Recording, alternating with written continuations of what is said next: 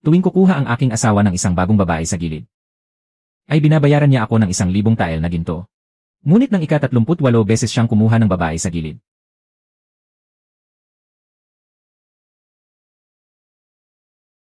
Dinala ko na ang lahat ng aking dote. Ginang, ngayong araw ay muli na namang may ipinadala ang general. Isang gintong hairpin, ika-38 na piraso. Ipinapasok niya ang babaeng iyon sa loob sa liwanag ng buwan, na nakapula pa ang damit pakasal at dumaan pa sa pangunahing pintuan. Pinagbubulungan ka ng buong sambahayan sa likod mo. Sinasabi pang isinantabi mo na pati ang dangal ng pangunahing asawa. Dot na 500 tael. Sa pangunahing pintuan, 500 tael. 1,000 tael na pilak ang ihatid sa harap. Hindi ko naman pwedeng hayaang dumaan siya sa gilid. Napakamaliit nun sa tingin ng tao. Hindi pa siya marunong magbigay galang ng tsaa. At gusto pa niyang tumira rito sa inyong bakuran. Ano ba ang tingin niya sa sarili niya? Hindi magbigay galang ng tsaa, 600 tael. Gusto ng bakuran, 1,000 tael. Nabanggit niya ang isang katawa-tawang bagay. Kaya agad akong nagtakda ng halaga. Sinasabi ng buong bahay na nabubulag ka na sa salapi. At nararapat lang daw na hindi mo mahawakan ang puso ng isang lalaki. Paano naman nila malalaman? Noong una, kung hindi dahil sa akin, na ipinagbili ko ang lahat ng aking dote. At agad kong pinunan ang kakulangan sa bigas at mga supply. Paano siya? Makaliligtas sa digma ang buhay at kamatayan at mula sa pagkatalo ay mayaangat ang tagumpay. Noong panahong iyon, yakap niya ako at sumumpa si Han Zhaoyuan. Nasa buong buhay na ito ay hindi niya ako pababayaan. Pagkaraan, tuwing para sa babaeng iyon, ako ang kanyang niyurakan sa harap ng iba. Ay singilin ko siya ng isa na namang salapi.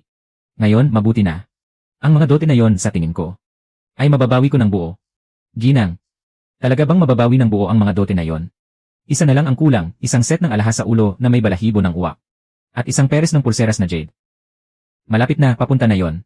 Kung gayon, hindi ba kumpleto na lahat, Ginang? Wala nang kulang kahit isa. Kapag dumating na ang dalawang iyon, ang mga alaala ng aking ina na iniwan niya sa akin, ay magiging kumpleto na rin, walang maiiwan kahit isa. Tuwing nagpapasasa siya sa isang babae sa gilid, ay para na rin niyang tinutubos para sa akin ang isang piraso ng dot upang maiuwi ko. Kapag nabawi na ng buo ang lahat, Ginang, baka pwede na tayong. Laye, may mga taina ang mga pader. Bawat isang resibong sangla ay kapalit ng isang piraso ng dote.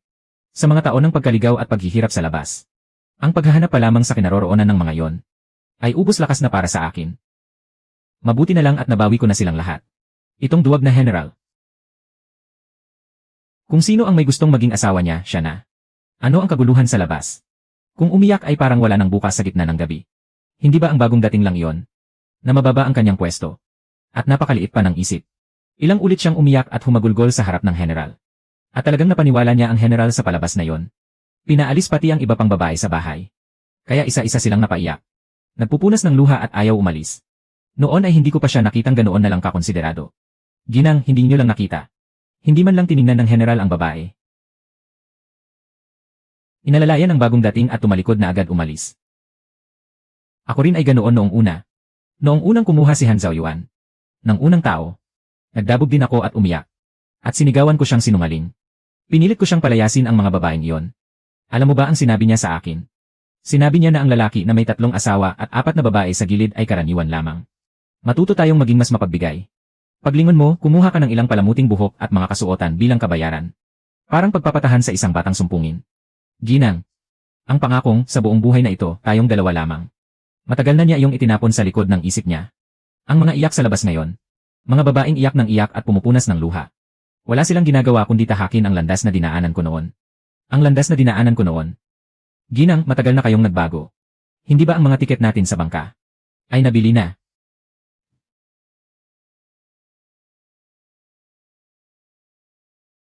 Wala na sa akin ang kanilang iyakan at kaguluhan. Buntis ka. Hindi pa rin maayos ang gana mo. Pinilit kong umikot sa may kanto para bumili ng paborito mong hipon at wonton na sabaw. Kainin mo habang mainit pa. Ewan. May kailangan akong sabihin sa'yo. Sa totoo lang, hindi ko kailanman pinahintulutang uminom si Roya ng sabaw na yon. Buntis na siya ng 4 na buwan. 4 na buwan. 1 buwan na mas nauna kaysa sa dinadala ko. Han Zhaoyuan, hindi mo ba alam ang mga tuntunin ng dinastyang Dazhao? Hindi pa naipapanganak ang lehitimong anak. Hindi dapat maunang mabuntis ang isang kerida. Kung hindi, mapapahiya ang pangunahing asawa. Itinago mo ito sa loob ng 4 na buwan. Halos hindi na matakpan ang kanyang tiyan. Noon ka lang umamin sa akin. Alam kong hindi ko dapat ito itinago sa'yo. Pero matagal nang wala ang ama ni Ruoyan. Nag-iisa siya. Kailangan din naman niyang may masasandigan, hindi ba? Kailangan niya ng masasandigan. Ginawa mo pang tuntungan ang aking dangal para sa kanya. Paano mo haharapin ang tingin ng buong kabiserang lungsod sa akin? Ewan, ito ang kabayaran ko para sa'yo. Sakali man, dugo at laman ko rin yon. Kung tutuusin, ang nasa loob ng iyong sinapupunan ang tunay na lehitimo. Hindi ka naman ito sa gabal. Hindi lang naman ito para makalabas ako. Na hindi ko maitindig ang ulo, ganoon ba? Kapag itinapon sa tubig ang tapat na damdamin, wala ni isang alon. Ang salapi ay kailangan nasa kamay pa rin. Kung hindi, sobra na ang talo. Lene, magpahinga ka ng mabuti.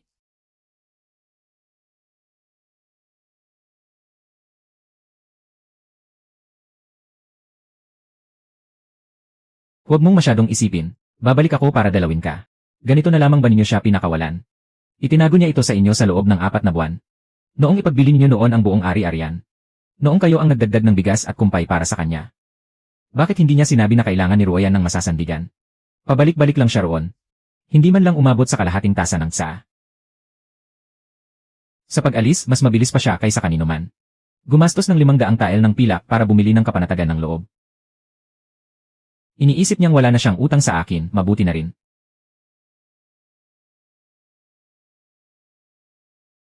At isa na namang bahagi ng dote ang naisaayos na. Ina, matagal nang nasa ating bahay si Royan. Iniisip kong ipagkatiwala sa kanya ang pamamahala ng bahay. Si Ewan, dinadala ang sanggol, napakabigat na. Hayaan mo siyang magpahinga ng mabuti. Saan mo naman nakita yan, magtanong ka sa buong kabiserang lungsod. Sino bang ang kerida ang siyang namamahala sa bahay? Ewan, tama ang dating mo. Mula ngayon, ikaw na ang mamahala sa bahay. Kapag maayos na ang lahat, hindi ka na mabibigatan. Tutulungan ka ni Ina. Lene. Yene, ang inaalala ko lang noon ay si Ewan. Dala niya ang sanggol kaya sobrang pagod. Inisip kong hintayin munang mga anak siya bago ko ipasa. Ngayon, naunahan pa ninyo ako. May ilan na noon ay minamaliit siya. Kami ay tubong magsasaka lamang. Ngayon, mukhang may narating na si Han Zhaoyuan. Parang pulubi nang dumating at kumapit pa. Wala na akong pakialam sa dangal. Huwag mong pagdamutan ang katawan mo, ginang. Sa mga taong ito, pinagtiisan ako ng biyanan ko. Hindi ako itinuring na kapantay ng tunay niyang anak. Matigas at matipuno ang kanyang katawan. Kailanman ay hindi ko inisip na agawin ko ang kapangyarihan sa pamamahala ng bahay. Ni minsan ay hindi rin yon binanggit ni Han Zhaoyuan. Inapin niyo po ako, Ina. Noong una, biglang sinabi ng aking ama na magpasok ng pribadong guro sa kalapit na bahay na lilipatan sa gitna ng gabi. Hindi ako nakaabot para makapagpaalam kay Zhaoyuan. Ngunit hindi ko siya kailanman nalimutan. Bagamat hindi ako tulad ng isang asawa na isinilang sa isang dakilang angkan. Isa rin akong dalagang malinis ang pinagmulan. Ngayon, para lang makasama ka. Isinakripisyo ko ang aking dangal at ako mismo ang nagpakababa. Sobra na ang dinanas ng aking puso. Ikaw mismo ang nangakong babawi ka sa akin. At bibigyan mo ako ng tungkulin sa pamamahala ng bahay. Para mabigyan man lang ako ng kaunting panatag sa buhay. Ngunit ang asawa mo ay hindi rin naman marunong magparaya sa kapwa. Han Zhaoyuan, kung talagang gusto mong ipaubaya sa kanya ang pamamahala ng bahay, mas mabuti pang ipasa mo na rin sa kanya ang pwesto ko bilang asawang militar. Ha? Ano ang sinasabi mo? Ikaw ang legal na asawa. Natural lamang na ikaw ang may karapatan sa pamamahala ng bahay. Habang ako ay nabubuhay pa, ano pa ba ang saysay ko? Haha. Ha. Royan, tumigil ka na. Huwag mong sabihin ng gayon. Matandang ginang, matandang ginang. Ipinawasak ng general ang pinto ng bodega. Ang mga bagay na mahalaga at may halaga sa loob. Halos lahat ay nailabas na. Lahat ay ipinadala sa bakuran ni Chalyu. Naiwang walang laman ang bodega. Kung ikukumpara sa pinagmulan at katayuan ng pamilyang ito, ano nga ba ang kaibahan ng mga hangal na yon? Kung ang ating pagsasama ay isa ng hungkag na sisidlan. Nagwika pa ang general. Na noon pa man ay wala na ang ama ni Chalyu. At ngayon ay nag-iisa na lamang siya sa mundong ito. Kaya bukod sa sarili niya, wala na siyang maaasahan. Ang pagbibigay sa kanya ng ilang bagay ay para lamang maramdaman niyang may matibay siyang masasandalan. Hindi tulad ng asawa mo na mula sa Jiangnan. Isang binibining galing sa pinakamayamang angkan. Na may pamilyang nakasuporta sa likod. Puro kalat lang yan. Ano ba ang klaseng pananalita yan? Awan, huwag mong dibdibin. Nababaliw na siya. Huwag kang magalit. Nasa sinapupunan pa ang bata. Hindi pwedeng maantig ang damdamin at makasama sa dinadala. Ginang, ayos lang ako.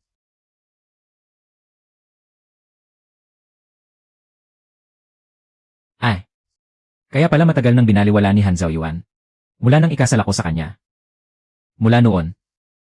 Tinanggal na ako ng pamilyang Shen sa talaan. Sabi niya ay may angkan pa akong masasandalan.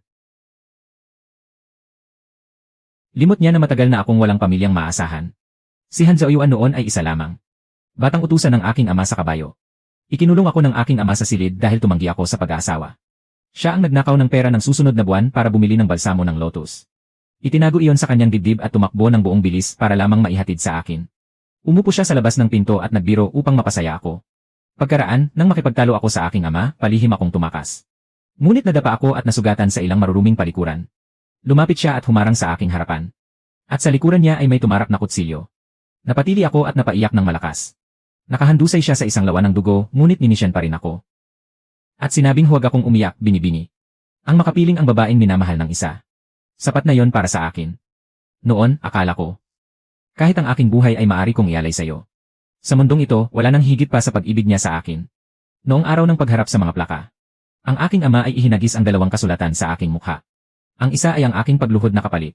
Ang kasunduang ipinabalik ni Han Zhaoyuan bilang pantubos. Ang isa ay ang kasulatan ng pagputol ng ugnayang mag-asawa. Akala mo ba may mahalaga pa siyang nagawa? Paano ba, ginawa lang niya kayong tuntungan sa pag-akyat? Ang tanging pakinabang niya ay ang pagsingil kapag siya ay kapos sa pera. Ang makasagap ng kahit bahagyang piraso ng buhay para mabuhay. Maaga o huli. Sisipsipin at pagdudusahin kanya hanggang sa maubos ka. Ang 3 o 4 na asawa at mga kerida ay tinatamasa niya ang biyayang hindi pa niya naranasan. Ito ba ang bayad sa inyo? Hindi siya ganoong uri ng tao. Ikaw at siya ay wala ng ugnayan sa akin. Huwag mong gawing isang transaksyon ang damdamin. Ikaw ang lumapastangan sa amin. Kung gayon, ako na ang aalis. Tumigil ka at kapag tumawid ka sa tarangkahang ito, ang iyong pangalan ay mabubura sa talaan ng angkan ng Shen. Mula ngayon, wala nang anak na babae ang pamilyang Shen na tulad mo. Nang gabing iyon, hindi na rin ako lumingon at tuluyan ng umalis. Dala ang aking pamana at ang aking kasuotang pangkasal na ibinigay sa akin ng aking ina. At umuwi sa aking tunay na tahanan upang magpakasal. Kapag pagninilayan ngayon, tama nga ang sinabi ng aking ama. Sa pagitan ng tao at tao, hindi ba? Isa lamang itong usapang may kapalit. Wala nang iba kundi ang ibigay ang kailangan ng bawat isa. Nagtagumpay si Han Zhaoyuan. At naging dakilang general. Nagsimulang magdala ng mga tao sa mansyon isa-isa. At lasap na lasap ang ligayang may sariling kapangyarihan at kasaganaan. Ako naman. Natalo at nagdilim ang aking dangal sa isang transaksyon. Buti na lamang, ang salapi ay maaari pang mabawi. Tinghe, bilisan mong lumakad. Ngayong araw, napagkasunduan ko na ito sa general. Ang araw ng pagpunta sa templo para kunin ang mungahing jade. Huwag mong palampasin ang takdang oras. May tuwa pala ang ginang ngayong araw. Matagal nang hindi ka nakita ng abang lingkod na ganito. Dahil hindi pa matatag ang sanggol sa sinapupunan. At nagsusuka ng walang tigil. Araw-araw ay nabubuhay sa pag-aalala, hindi makatulog ng maayos. Ngayong araw, pupuntahan ko at babawiin ang mungahing jade. Upang mapanatag ang aking loob. Ginang. Hindi pa nakita ng abang lingkod ang pirasong mungahing jade na yon. Anong anyo ba yon? Nakaya kang patagalin nitong alalahanin ng ganito. Nagtanan na ang general at buong pagod na hinanap ang isang pirasong lumang jade. Personal niya itong inukit ng 2 buong buwan. Namaga at nagkalyo na ang kanyang mga kamay. Hakbang-hakbang niyang iniabot iyon sa templo. Pakiusat sa dakilang maestro, maliwanagan niyo ito. Sabi raw, kapag isinuot iyon, mapapatibay ang katawan ng bata at lalakas ang pangangatawan. At mahahaba ang buhay hanggang sa katandaan. Ipinahatid ni Madam ang mensaheng palihim. Ang sabi ng general. Nagdurusa si Madam sa pagbubuntis. At siya na mismo ang pumunta upang kunin ang jade. Upang hindi ka na mahirapan. Ang general mismo ang pumunta. Kung gayon, Ginang ikaw. Siya ay tunay na maalalahanin. Ginang. Nakarating na sa kabiserang lungsod ang kumpol ng mamahaling palamuti. Tama ang daan natin upang tubusin iyon pabalik. Mauna muna tayong pumunta sa templo. Mukhang may kailangan pa tayong patunayan. Amitabha. Naantala ng kaunti si Ginang. Kinuha na ni General Han ang jade. Taos-pusong nagbigay ang general ng 100 pagyuko. At nakiusat sa budang kaligtas na pagpalain ang kanyang asawa at mapanatili itong payapa at ligtas. Ginang, pakinggan po ninyo. At ang 100 pagyukod. Napakalaki ng malasakit ng general. Tiyak, ikaw pa rin ang pinakahalaga sa puso niya. Ginang, paano kung tayo?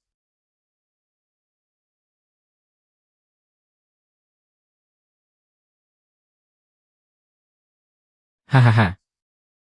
Zhaoyuan, ibinigay mo sa akin ang jade token. Hindi ka ba natatakot magalit ang ginang? Ang dinadala niya ay ang lehitimong anak mo. Paano kung may masama talaga sa bata? Ayos lang.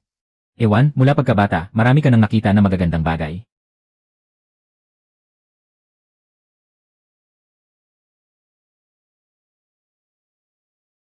Ang Jade Token na ito ay hiniling ko para sa'yo. Kahit lehitimo ang nasa sinapupunan niya. Hindi pa rin higit sa anak nating dalawa. Royan, mabuti at dala mo ito ng malapit sa katawan. Huwag mong hayaang makita niya. Sana ikaw at ang bata ay kapwa maging ligtas at payapa. Ngunit ang mga salitang iyon ay mistulang patay na katahimikan. Parang dalawang tuyong balon. Nasunod-sunod na kulog ang bagsak. Na dumurog sa puso ko ng pira-piraso. Kasama pati ang munting pag-asa ko. Ay naglaho na parang abo at usok. Umalis na tayo.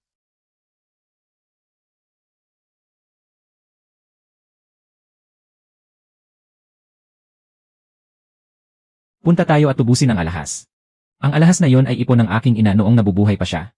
Noong pumanaw siya, sinabi niya sa akin, Ewan. Ito ang alaala ni ina na iniwan para sa iyo. Kapag nag-asawa ka na, huwag mong hayaang apihin ka ng iba. Sa ganitong lagay, sapat na akong nakapagpalamig na ng loob niya. Mahusay sa kalakalan ng aking ina. Kahit na napangasawa niya ang aking ama. Hindi siya nagkulong sa likod ng kabahayan. Kundi siya mismo ang nagtaguyod ng sariling pangalan. Noong bata pa ako, tinanong ko siya.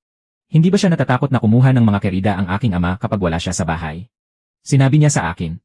Tayong mga babae, anuman. Ang panahon, kailangang tumayo ng matatag sa sariling paa. Huwag kailanman iasa ang pag-asa sa isang lalaki. Maaari siyang kumuha ng kerida. At maaari rin akong umalis ng magaan ang loob anumang oras. Ang ganitong anak na babae ay sapat nang makadismaya sa kanya. Hindi ko na siya maaaring bigin pa. Elnan. Napakalaki ng kahon.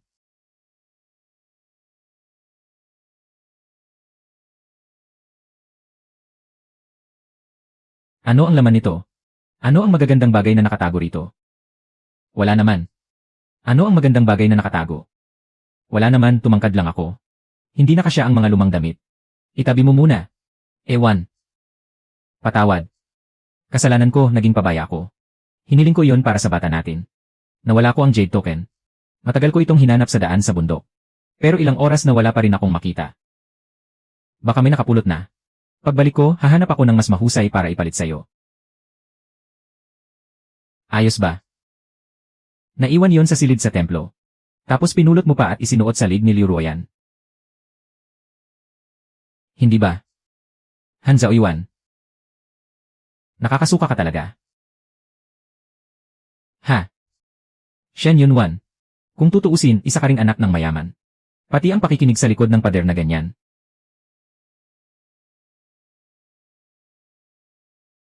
Kaya mo pang gawin ang mababang gawain na yan. Ibinigay ko yon kay Ruoyan. Ano ngayon? Hindi siya tulad mo na mula pagkabata ay nasanay na sa marangyang damit at masaganang pagkain. Ibinuwis ko ang buhay ko sa larangan ng digmaan. Para maranasan mo ang dangal ng pagiging asawa ng general. Ngunit isa lamang siyang maaaring maging kongkubina. Kahit isang basag na Jade Token, may halaga pa rin.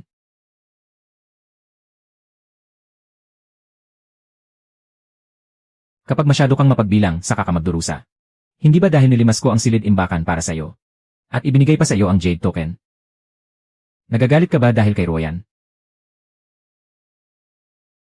Hindi mo ba gusto ang pera? Sapat na ba ang mga ito para mapawi ang iyong galit? Hindi pa ba sapat para matahimik ka? Ang mga lupain, tindahan, at salaping papel, lahat ay napunta sa'yo. Hindi na kailangang dumaan sa opisyal. Lahat iyon ay ibibilang na sa sarili mong kabangyaman. Sapat na ba para tumigil ka? Sapat na. Sakto lang para matubos ang huli. Kapantay ng magandang jade na pulseras. Ayan, tama yan. Magpahinga ka ng mabuti. Huwag ka nang mag-isip pa.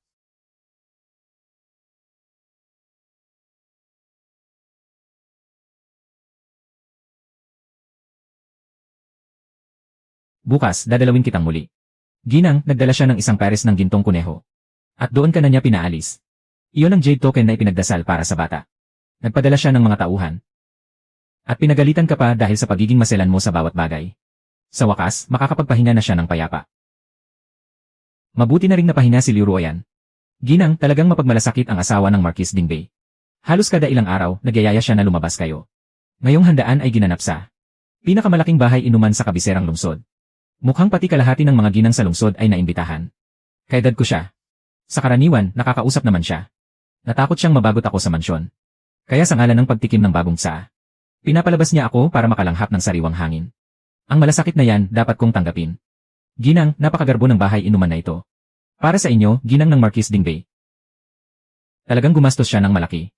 Lagi siyang may pusong mapagkalinga. Pumasok ka na, huwag nang patagalin ang paghihintay nila. Mamaya, kailangan pang mag-alaga ng mas maigi, ginang. Ang paborito niyang rose pastry at almond cake. Pakiusap sa loob. Ewan, dumating ka na pala. Maghapon kang nakakulong sa mansyon. Masakit para sa akin ang makita yon. Sa ngalan ng pagtikim ng bagong tsaa. Inanyayahan kitang lumabas at makalanghap ng sariwang hangin. Huwag kang magpanggap na hindi mo ako kilala. Ang mga narito ay pawang matagal ko nang kakilala. Maging magaan lang kayo. Hahaha. Ate, andito ka rin pala. Ang tadhana nga naman. Kanina, nakita ko mula sa ibaba. Ang karwahe mula sa mansyon ng General. Kaya umakyat ako para bumati. Hindi mo ba ako sasalubungin, ate? Akala ko noong una dahil sa Jade Token. Ay hindi ka mapalagay sa mansyon. Kaya naman kapag wala kang gana sa handaan. Naisip kong ako na ang dumalo para sa'yo. Para hindi maantala ang mga formalidad sa mansyon ng General. Hindi ko inakalang napakalawak pala ng puso mo, ate. At makapal din ang mukha mo. Alam mong ako ang pinakamamahal ng iyong asawa. Pero kapit na kapit ka pa rin sa pwesto ng pangunahing asawa. At ayaw bumitaw. Sa buong kabiserang lungsod, sino ang hindi nakakaalam? Kung sino ang tunay na pinapaboran sa mansyon ng General. Ate, hindi ka ba nahihiyang umastang pangunahing asawa? Palayasin mo iyang kongkubina. Pagharap sa pangunahing asawa, hindi ka man lang marunong magbigay galang. Sa kama ka lang ba marunong?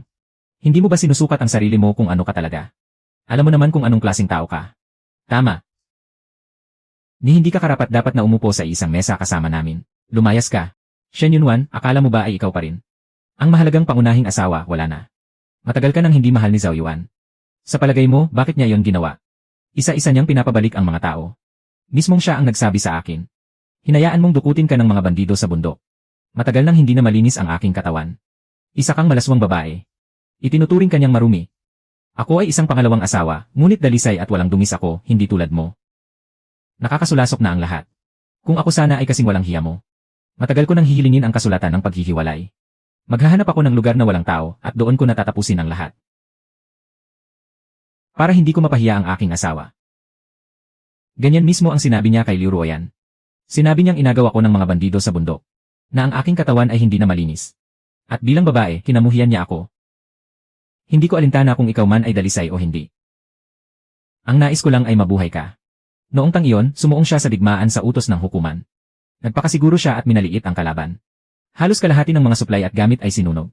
Kung natalo siya sa labanan, banaed man ang parusa pagpapatapon. Kapag mabigat, pugot ang ulo. Mabuti na lamang at kasama rin sa hukbo si Marquis Dingbey. Nagpadala siya sa akin ng mensahe sa pamamagitan ng kalapati.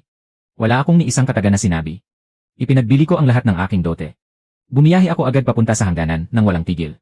Upang dalhan siya ng mga suplay. Nag-alala ang asawa ng Marquis Dingbey sa kanyang ginoo. At sumama sa akin. Andar. Hindi ko inasahang paglapit namin sa lugar. Nasalubong namin ang mga bandido sa bundok. Kalaunan, nahuli nila ako. Natuklasan ng pinuno ng mga bandido na niloloko lang siya. Sa sobrang galit, gusto niya akong patayin. Wala akong mapagpipilian. Hinatak ko ang hairpin. Tanging ang buhay ko lang ang nais kong iligtas. Para makabalik ng buhay. Bahagyang sumablay ang tusok ng hairpin. 3 araw akong nawalan ng malay. 3 gabi bago ako nakaahon mula sa kaharian ng kamatayan. Nang imulat ko ang mga mata ko, niyakap niya ako at umiiyak na tinawag akong awan. Hindi ko alintana kung ikaw man ay dalisay o hindi. Ang nais ko lang ay mabuhay ka. Nanalo siya sa labanan. Ginawaran siya ng emperador bilang general na tagapagtanggol ng bayan. Pati ako ay pinuri pa niya. Sinabi niyang ang pagkakaroon ng ganitong manugang ay biyaya niya. Alam niya na ang mga dote na yon ay iniwan sa akin ng aking ina. Sumumpa siyang tutulungan akong mahanap ang mga yon. Ngunit kalaunan, palagi na lang niyang sinasabi na abala siya. Hindi na niya ako muling sinisi. Naghintay din ako ng naghintay. Ang mga butil at supply na ipinagpalit ko kapalit ng aking buhay. Ang kalinisan na ipinaglaban ko kapalit ng aking buhay. Sa huli, sa bibig niya ay naging palusot para sabihing marumi ako. Sumumpa siyang ibabalik niya sa akin ang aking dote. Ngunit habang nagpapagaling ako sa aking sugat, sinamahan niya si Liu Ruoyan upang mamasyal at pitasin ang mga bulaklak. Sinabi niyang hindi niya alintana kung dalisay man ako o hindi. Ngunit sa harap ni Liu Ruoyan, sinabi niyang isa akong maruming babae. Hindi ko kailanman inakala. Nasa kanyang puso. Matagal na pala akong naging isang marumi at hamak na nilalang. Ang dalawang sampal na ito Ay para kay Awan. Noon, inialay niya ang buhay niya para sa'yo. Para sa kinabukasan ng iyong pagiging general. Ano ka ba sa tingin mo? At may gana ka pang manira rito. Mga tauhan, ilabas niyo siya rito. Shen Yunwan, ikaw na asong umaasa sa lakas ng iba, walang hiya. Walang saysay ang makapangyarihang pagkakapit sa kinaupuan. Hindi rin naman bibitiw. Ipapakita ko sa inyo. Sino ang pinakamahalaga sa puso ni Zhao Yuan?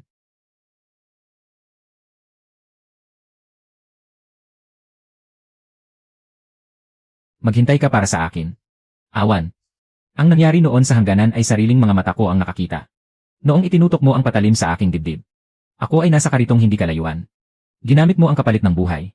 Para mailigtas ang buong hukbo. At mailigtas din ang Marquis. Sino ang mangangahas magsabing ikaw ay hindi karapat-dapat? Ako ang unang hindi papayag sa buong bahay ng Marquis Dingbei.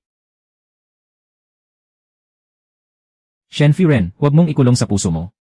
Nasabi na ng binibini. Pahintulutan mo akong maghintay ng maigi. Uwi na ba tayo ngayon?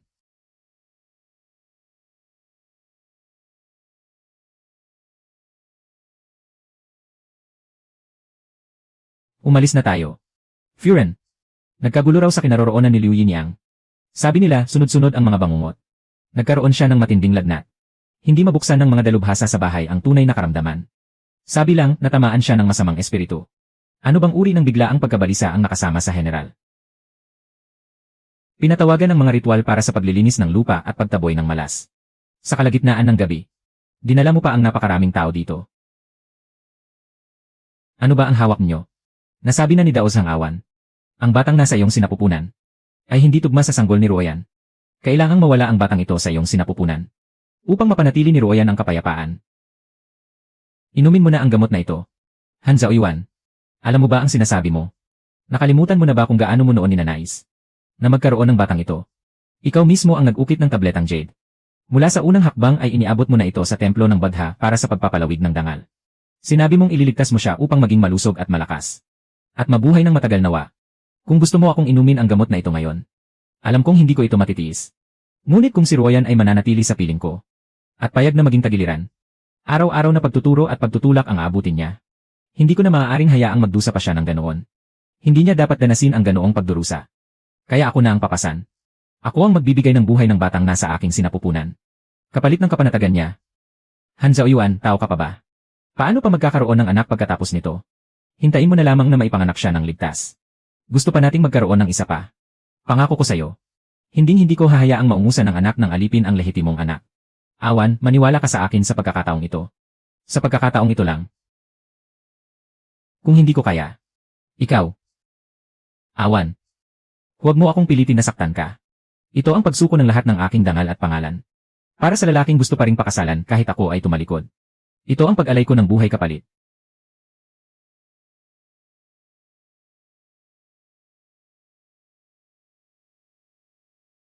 Sa lalaki na noon ay pinili kong sambahin. Ha?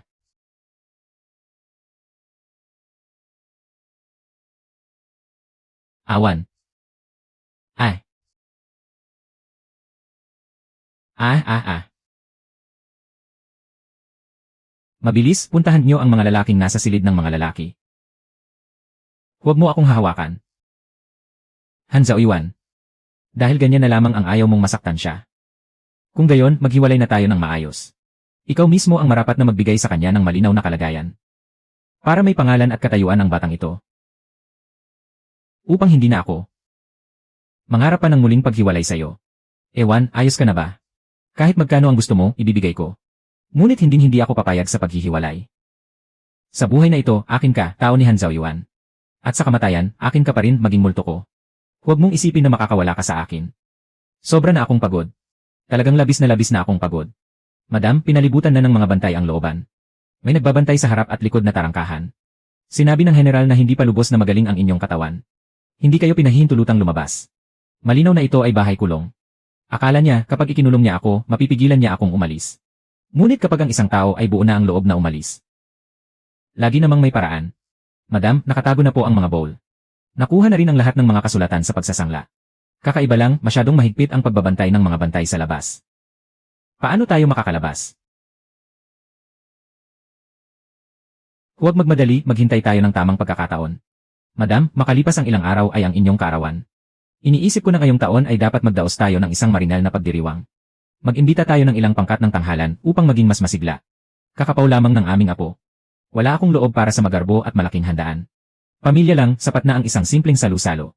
Isama mo rin si Ewan. Opo, agad ko po itong ayusin. Ewan, noong mga nagdaang araw ay ako ang nagkamali. Itago mo ang mga alahas at salaping papel na ito. Ituring mo itong aking paghingi ng tawad sa iyo. Ngayon ang kaarawan ni Ina. Sinabi niya, simpleng salu-salo lang ng pamilya. Mag-ayos ka na at sumama ka. Opo, nauunawaan ko. Mauna na po kayo. Magpapalit lang ako ng damit at susunod na ako. Mabuti. Inakala niya na dala lang ito ng init ng ulo ko. Nakapag nilambing niya ako ng salapi, babalik din ang aking loob. Mabuti na rin na ganoon ang akala niya. Ewan, ang hanas ang bahayan ang nagkasala sa iyo. Iyan na lamang ang maitutulong sa iyo ni Ina. Magmadali ka na. Naghihintay na ang karwahe sa labas ng tarangkahan. Madam, ito na. Ang munting balak ninyo.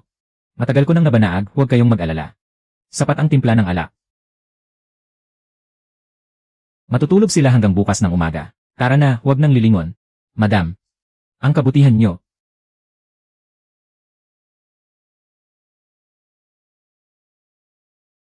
Ewan ay maghihimutok nito habang buhay. Ingat po kayo.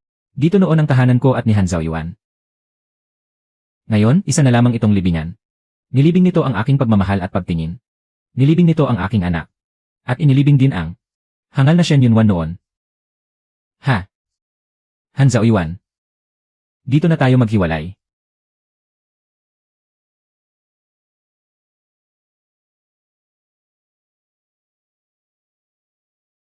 Elngan. Bakit ka natutulog dito? Noong nakaraang gabi, malinaw na nais kitang samahan, Ewan. Hindi naman ako mahina sa pag-inom. Noong isang araw lamang, ilang tagay lang ang nainom ko.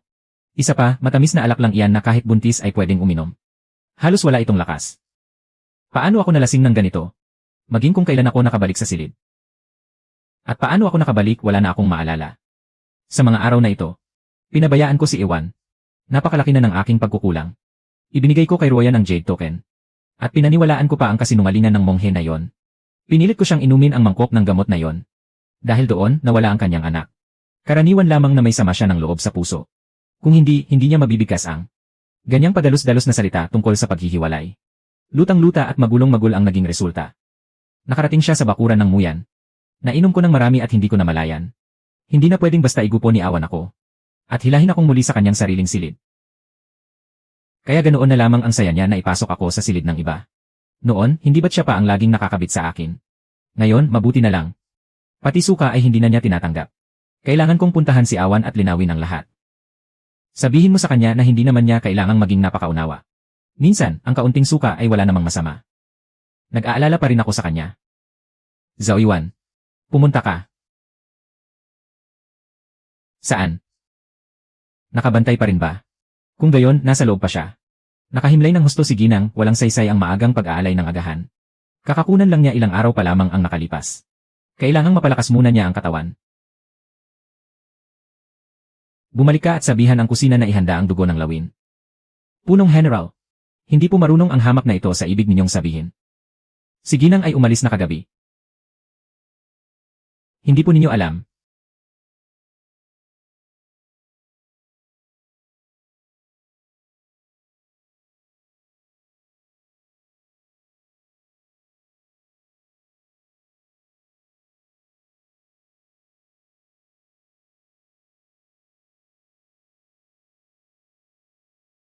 Ano ang sabi mo? Tunay ngang nangyari. Talagang hihiwalay siya. Hindi ba't bugso lamang iyon ng damdamin? Hindi ba't tinanggap niya ang salapi? At pumayag na dumalo sa handaan? Ano ngang ipinagugulo niya? Hindi ko ba sinabi na bawal lumabas si Ginang? Ano ang kinakain niyo at bakit ganyan kayo? Umalis na siya, bakit hindi man lang ako tinawag? Hindi pa maayos ang katawan niya. Bakit hinayaan niyong umalis siya? Tinawag ka na ni Punong General noon. Masyadong mahimbing ang tulog ni Ginang. Kahit sumigaw ng sumigaw ay hindi pa rin nagigising. 3 o 4 na ulit ng tinawag ng mga hamak na ito. Kakatok pa lang namin, halos mabiyak na ang pinto. Hindi mo sana dapat ginawa yon. Wala na siya rito. Kayong mga hungkag na nilalang ay. Bakit kayo nakabantay pa rin dito? Anong silbi ng pagbabantay sa bakanteng bakuran? Sabi ng matandang Ginang, personal na po ninyo itong inaprobahan. Kanina lamang kami ay nag-iisip kung sakaling kayo ay. Katapos kumain ng hapunan, si Ginang at sila. Marahil ay pumayag na rin si Shen Qiao. Hindi na yon gaanong pinagnilayan. Kung manatili man siya sa bakuran na ito, kailangan pa ba siyang bantayan? Si Madam ang tumulong kay Awan na umalis.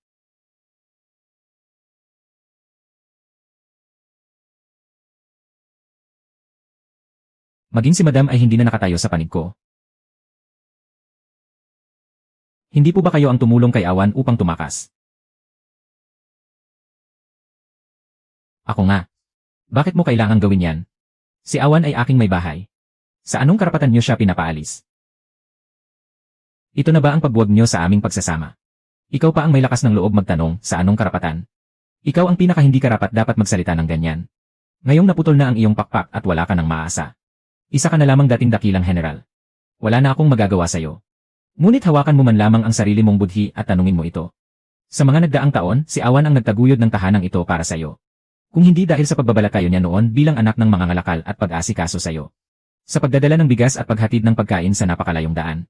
Matagal ka nang pinabagsak ng kanyang kamahalan. Paano ka pa naging payapang dakilang general hanggang ngayon?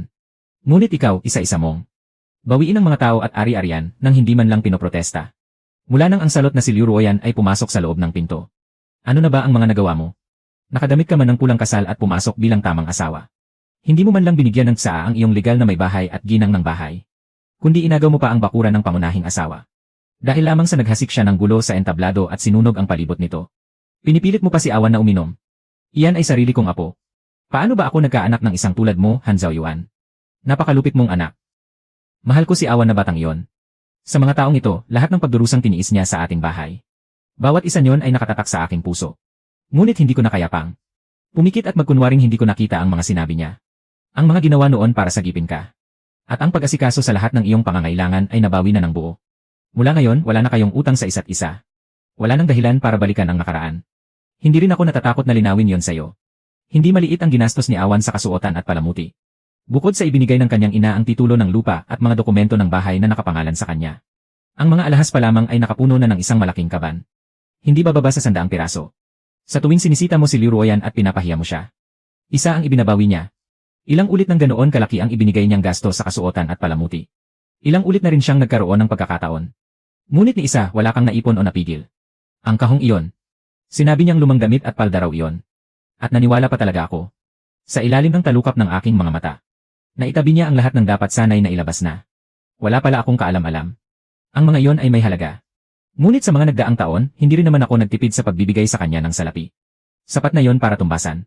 Kung hahanapin ko pa, may iba pa naman akong makakasamang mga kuta at kabiyak. Bakit pa ako ang maghahanap ng mapapangasawa para sa kanya? Abala na ako at ni isang bagay ay hindi ko na mahanap pabalik. Talaga bang napakaabala ko? Nang pag-usapan niya ang paghihiwalay.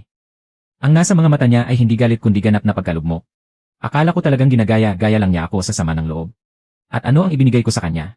500 pilak na salapi. At isang peres ng gintong kuneho. Naitabi niya ang mahigit 100 piraso ng kasuotan at palamuti.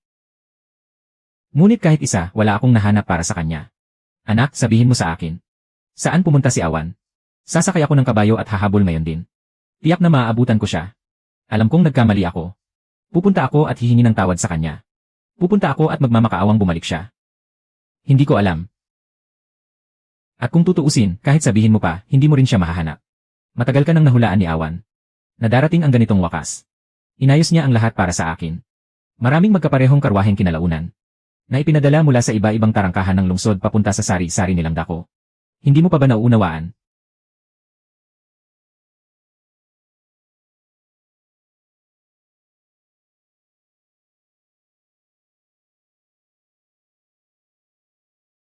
Ayaw ka na niyang makita pa.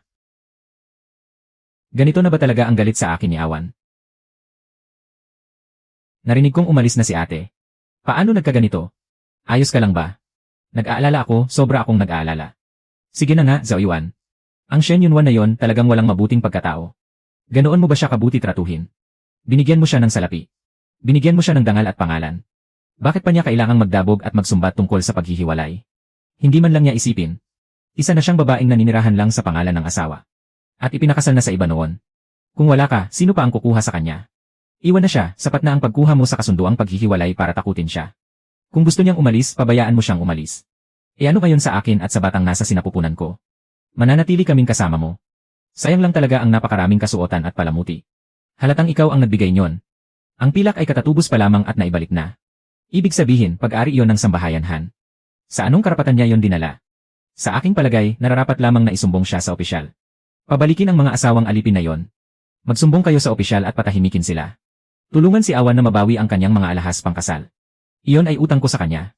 Sa anong karapatan mo siya sinisita? Huwag mong sabihin wala akong alam. Ano bang pakana ang binabalak mo?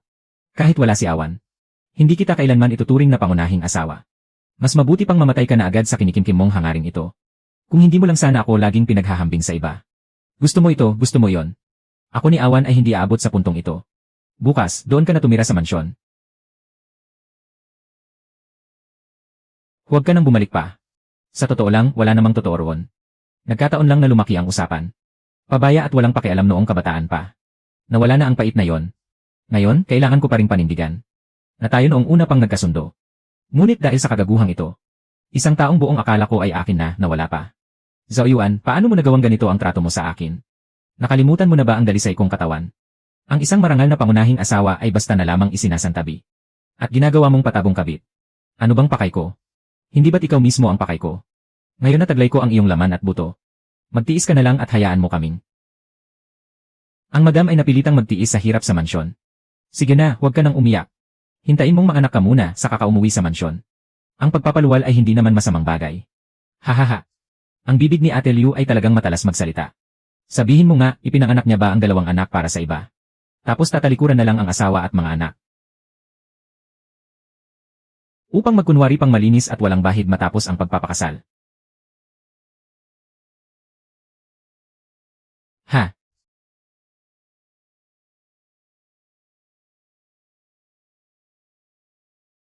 Hahaha. Ang kapal mo talaga.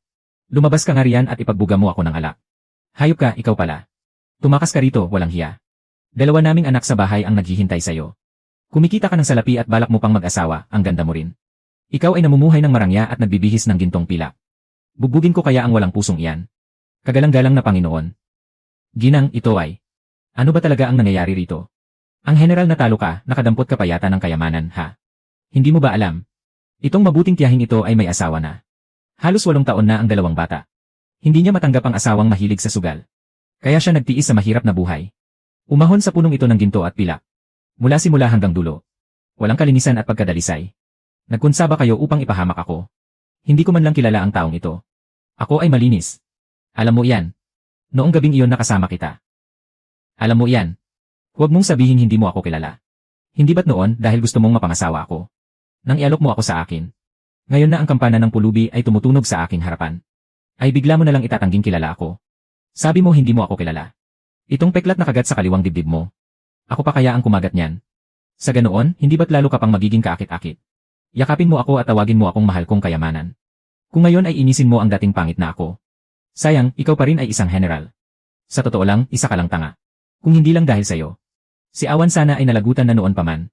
Ang pag-angat niya sa kampo ng hukbo ay mismong nakita ng aking mga mata. Ang buong katawan ay nabalot ng dugo. Sa dibdib ay may saksak na butas. Isang hininga na lamang ang nalalabi. Iyon ang tunay na may puso. Kung hindi siya, tiyak na siya ang matatalo ng walang pag-aalinlangan. Ang tapang ni Awan. Maging kami ng aking asawa ay iginagalang ang kanyang pinanggalingan. Ikaw pa ang nagduda na siya ay hindi malinis. At pinahintulutan mo pang ang isang kalaguyo ay kutyain siya sa harap ng lahat. May puso ka ba o wala? Hindi mo ba iniisip? Kung hindi dahil kay Awan, ikaw ngayon ay isa pa ring kabayong panghila sa kanilang bahay. Na umaapak sa iba upang makaakyat. Nang yumaman ka ay agad mong tinalikuran ang dating pinagmulan. Sunod-sunod na tao ang dumarating sa mansyon. Mga bagay na pamuksa sa asawa dahil sa isang kalaguyo. Kung ayaw niya sa'yo, tama na yon. Kailan ba ako nagsabi nyon? Si Awan ay hindi na makapaghunos dili. Ang mga sinabi mo sa bahay alak. Na si Awan ay ipinagapos ng mga tulisan sa bundok. Na ang katawan ay hindi na malinis, iyon ay. Iniisip mong marumi siya. Sa harap ng napakaraming ginang ay si Liu ang nagsabi. Na walang ni katiting na pagkakaiba at siya pa ang nagpalaganap ng balita para sa iyo. Paano ang mga salitang sinabi mo mismo ay ikaw pa ang makalimot? Ipinahanap ko na ito sa aking mga tauhan. Ang gabing iyon ay nagsimula ang bangungot. Kasama pa ang pampadugo na ininom na yon. Lahat ay palabas lang niya. Hindi lamang ang mga ito. Iisa lamang ang layunin.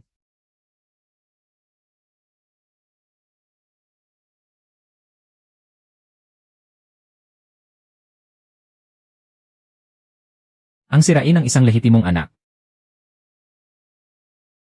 Ha? Hindi ba nais mong palayasin ang lalaking ito? At makapamuhay ng labis na marangya at mayaman? Hindi kita hahayaang magtagumpay. Nais mong umasa sa iyong ina upang umangat. Ang batang ito ay hindi mo karapat-dapat. Ang mga salaping ito ay sapat na sa iyong pagtanda. Ang buong buhay ay kakain at inom ng walang alalahanin. Isang kahilingan lamang. Dalhin mo siya palayo. Mula ngayon, araw-araw ay hayaan mo siyang. Walang mahingi at walang makuha. Kaya mo ba? General, magtiwala ka. Nasa maliit kong katawan.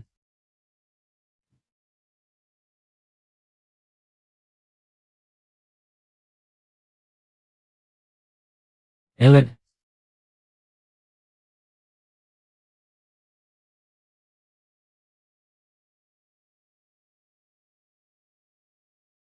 Ha? Paumanhin at iniulat ko kay Shen. Sabihin na si Han Zhaoyuan ay humihiling ng pagharap. Naparito ako upang hanapin si Awan. Nagsusumamo ako sa inyo na hayaan akong makita siya kahit isang beses. May lakas ka pang pumunta rito. Ang aking minamahal na anak na pinalaki sa seda at ginto. Ang anak na babae na minahal at inalagaan ng lubos. Ay ganyan mo lamang pinahihirapan. Akala mo ba ay wala ng tao sa pamilyang Shen? Mahal na biyanan. Kami ang may pagkakamali. Nagsusumamo ako, pahintulutan niyo akong makita si Awan. Ang apelyido niya ay Han. Huwag mong akalain na dahil general ka ay matatakot na ako sa'yo. Kahit na ipahamak ko ang matandang buhay na ito. Ngayon ay kailangan ko ring ilabas ang galit na ito. Akala mo ba ay napakalaking tao ka na? Kung wala ang aking anak, mapapagalaw ko pa ba ang tanggapan para sa'yo? Matagal ka nang pinagkaisahan ng mga mapanghamak. Kahit ang hindi mo kasundo na mga kasamahan ay hindi na mabilang ang ginawang panlalait sa'yo. Maski mag-alaga ako ng aso ay mas malakas pa kaysa sa'yo. Ano ka ba talaga? Kami ang may pagkakamali. Ako ang nagkasala sa'yo, Awan. Ipinamamanhi ko lamang na makita ko siya ng minsan. May nais akong sabihin sa kanya ng harapan. Wala rito si Awan. Hindi ka rin niya haharapin. Kung tunay mong nadarama na may pagkukulang ka sa kanya, pirmahan mo na ang kasunduan sa paghihiwalay.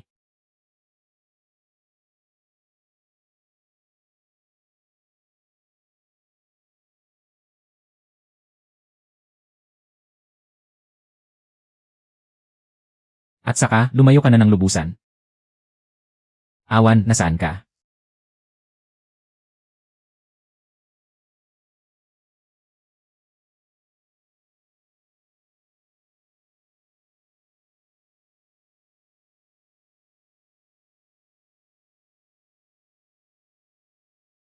Hayaan mo akong makita ka kahit minsan. Pumayat ka.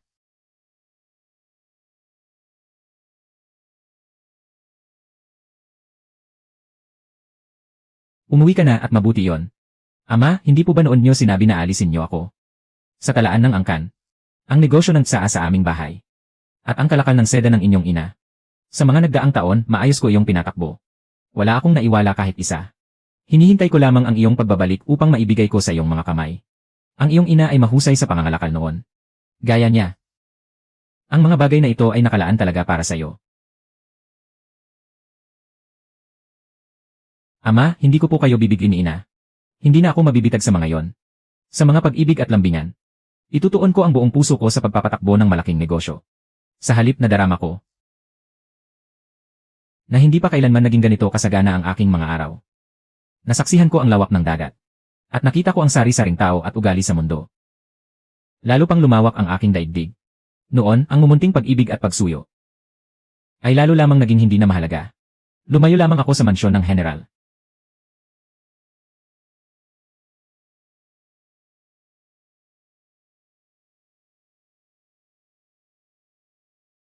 At napakalawak pala ng mundong ito. Awan. Matagal na tayong hindi nagkikita. Alam kong hindi ako dapat dumating upang gambalain ka. Ngunit wari ko ay kailangan kitang harapin. At sabihin na hindi ko na ito kayang tiisin. Sa huli, ako ang nagkasala sa'yo. Masyado po kayong magalang, General Han. Lahat ng iyon ay lumipas na. Nagbago ka na ng husto, Awan. Kay itim na ng iyong balat at mas nagniningning pa ang iyong mga mata. Narinig kong sa dinastyang Dazhao ngayon. Ikaw ang pinakamagiting na babaeng mangangalakal. Kakabalita ko lamang mula sa mga dayuhan. Na napakatulis mong magsalita. Noon pa man, alam ko nang hindi mo isiping.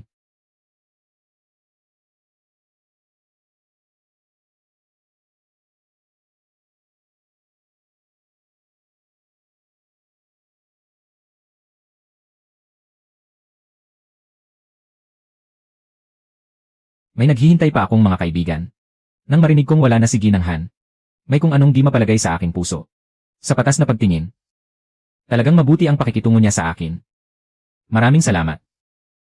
Nawa ay magbalik kayo ng matagumpay. Aalis na ako. Aalis na ako, Awan. Ingatan mo ang iyong sarili. Magkakaroon pa tayo ng pagkakataon sa hinaharap. Huwag ka nang muling magkamaling maliitin ang tao. Mabuti. Ikaw rin, ingatan mo ang iyong sarili. Paalam. Yee. Sino ang taong iyon kanina? Parang may kakaiba sa tingin niya sa'yo.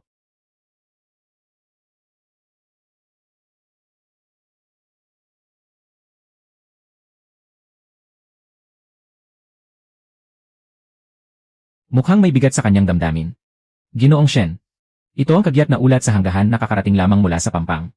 Narinig kong si General Han Zhaoyuan na tagapagtanggol ng bansa ay malubhang nasugatan sa pagsupil sa kabuluhan at hindi na nakabalik sa kabisera. Namatay siya kagabi. 30 taon lamang ang kanyang gulang. Namatay siyang walang asawa at walang anak. Nagwagi siya sa huling labanan. Tumahak na ako sa bagong paglalakbay. Sa buhay na ito, wala na akong bigat na dala ni utang sa sinuman. Han Zhaoyuan. Dito na tayo maghiwalay. Katapusan ng buong dula.